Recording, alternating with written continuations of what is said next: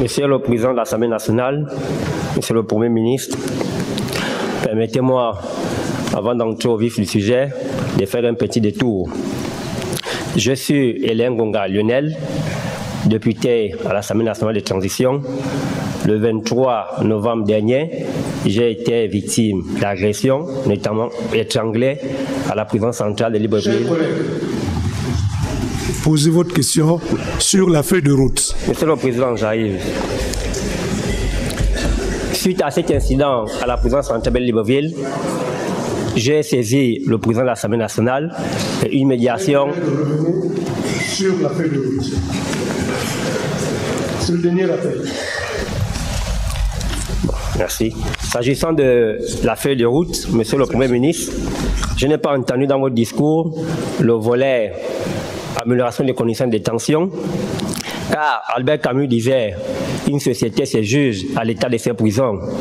Et à la prison centrale de Libreville, au 27 mars 2023, la population carcérale était de 3880 au total, dont 2936 en détention préventive. 944 seulement jugés, ce qui donne un taux de plus de 75% en détention préventive. Et cette surpopulation carcérale est due à plusieurs dossiers qui sont mal suivis au niveau du tribunal, au niveau du greffe d'administration pénitentiaire.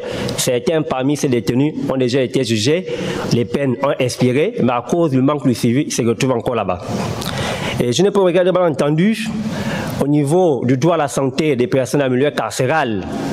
Quand j'ai abordé ce qui m'est arrivé jeudi dernier, c'est parce que j'étais parti prendre les ordonnances d'une détenue qui était malade. Malheureusement, je me suis retrouvé étranglé. Chers collègues, je risque de vous retirer la parole. Excusez-moi, Monsieur le Président.